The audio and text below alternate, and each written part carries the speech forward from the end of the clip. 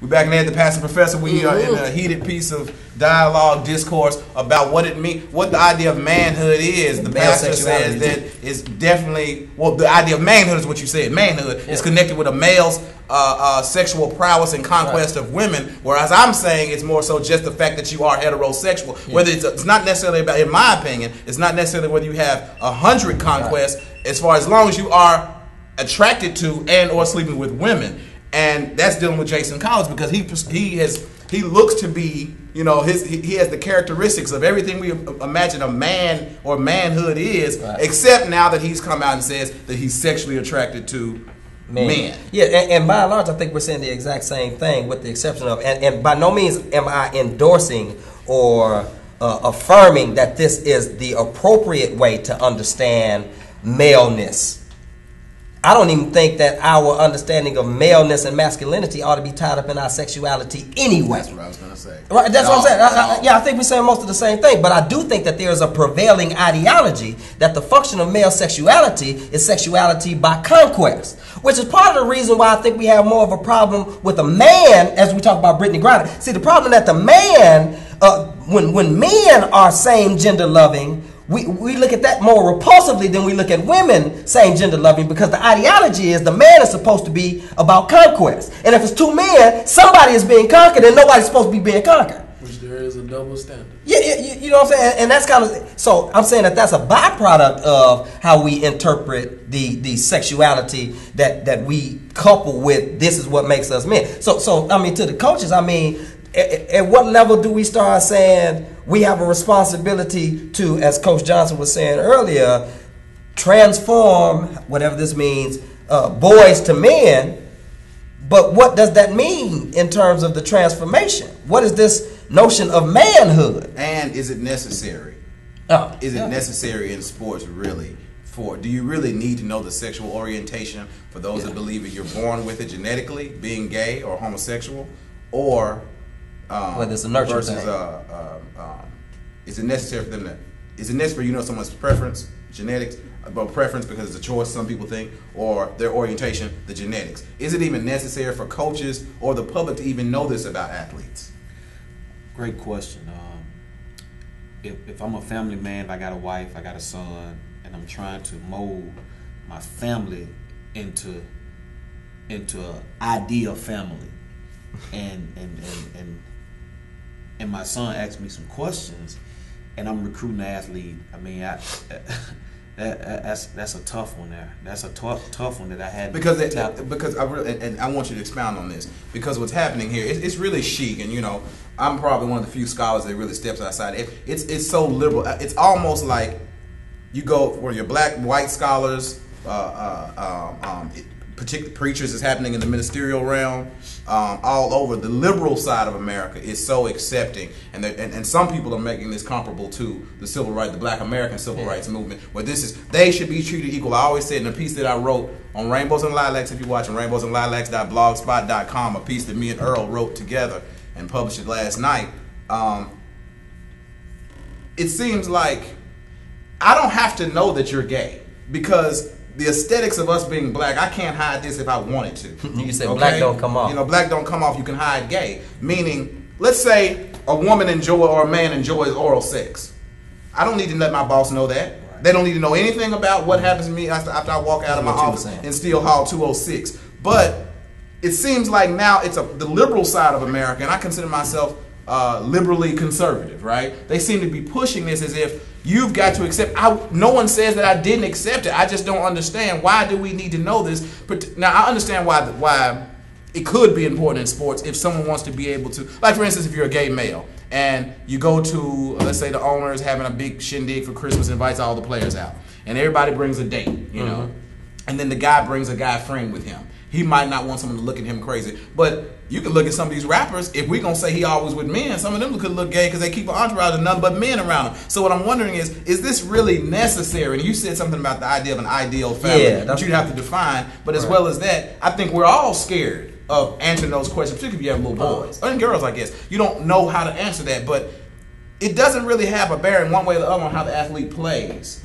And no one knows. How would we ever know? So I'm just wondering, I don't like the way it's being compared or juxtaposed to the civil rights movement because people have discriminated against African Americans and minorities and women because of the aesthetics. I can see that you're a woman, so I'm not going to hire you. I can see that you're black, and I think blacks are niggas, so you're probably lazy, slowful, and inferior. But I wouldn't know your sexual preference unless, and this is where we're going to get into it, because I see this a lot with female athletes. There's a gender identity problem, I think, where, and on campus and where I'm at, I see this an awful lot with males and females. You have people that look aesthetically like, you have girls that are dressing and looking like young men, and vice versa. So then we automatically assume, well, she's a lesbian, he's gay. But unless you're having that I think there's a gender identity. Maybe you want it to be male, or maybe he wanted to be female. But without that, I would not know one way or the other what your sexual orientation or preference is. Is it really even important, particularly in sports? Why would it even come out?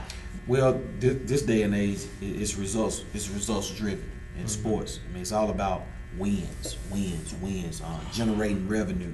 So whether if Brittany Griner can take the New Jersey Nets to the NBA Finals, then I think they should put on there.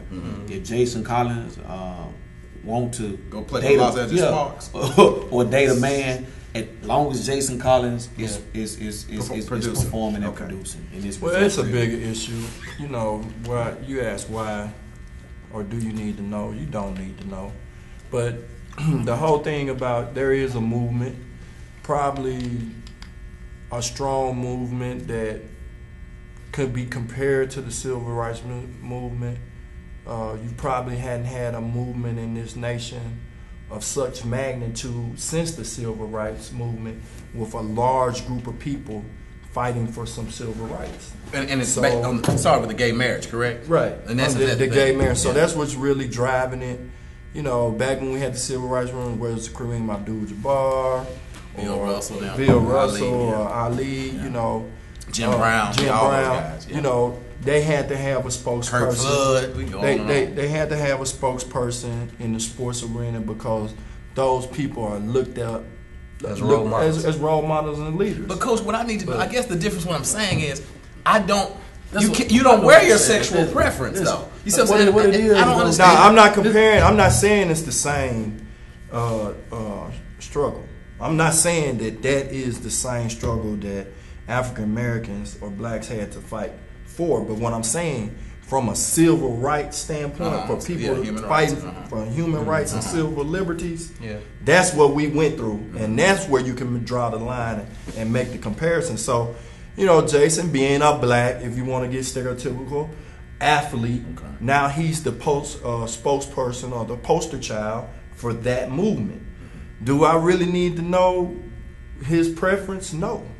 But by him doing that, it's driving the conversation forward. And the piggyback on that, my take on this whole Jason Collins thing is Jason Collins, which personally I think was coached into that whole publicity thing, is a sacrificial lamb also, and he wants to be some type of sacrificial lamb gets slaughtered. I don't think he'll be slaughtered. Well, he's lauded. Well, anything. Well, yeah, but even in the piece, we said it's both too. You know, he gets some support and he gets some basketball community. Possibly. But the thing about it is though, he is one that's put out there in front.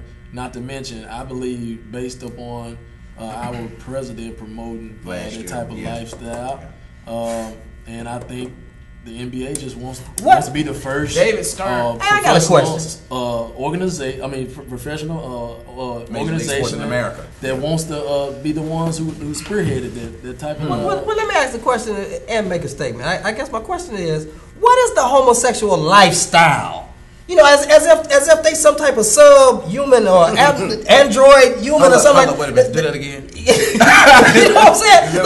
Like, you know, I don't know what the hell this whole lifestyle. I mean, the only difference between same gender loving humans and other humans are the people who they choose to have sex with. What the hell that got to do with somebody's life? I know that's the terminology. And I say that because everybody that's gay, unlike Jason Collins, hadn't came out yet. Right. So you got a bunch of guys right now who glad he did that. Okay. They may want to come out. Some may still be fearful dating women who particular straight guys, which we reject, right?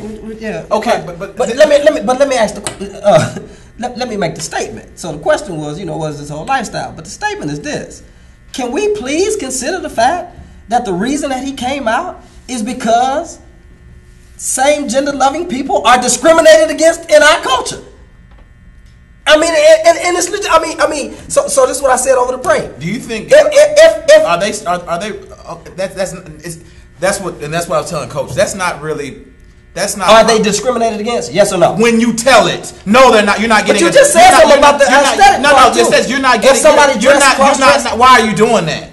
Why not? I mean, if you can be. That's because they teach this in cultural studies, right? That becomes a gender identity opposed to a sexual identity. First of all, I don't believe nobody's not hiring a gay person because they're not asked that question on the application. I don't believe they're redlining homosexuals unless they're married. Maybe some neighborhoods are redlining them and realtors are keeping them out of there. It's not even comparable whatsoever. What I'm saying is I don't understand what discrimination are they getting outside of the fact that if they want to have a civil union to be married, okay, fine. That's the major discrimination that they're having. But that's it. They're not getting treated like you and I because de facto racism, okay? Yeah. I don't like niggas, and you don't know I don't like niggas, but I'm not going to hire you or I'm going to put those to the file. That happens. I'm going to redline because I don't want this black person living in my neighborhood. I don't think that happens massively to gays at all. I just don't like that juxtaposition. We got to take a break. We got to take a break. These are the shortest segments I've ever seen in my life. That's real talk. We coming right back. Real talk, real action, real righteous. 2 and 2. Check it out, y'all.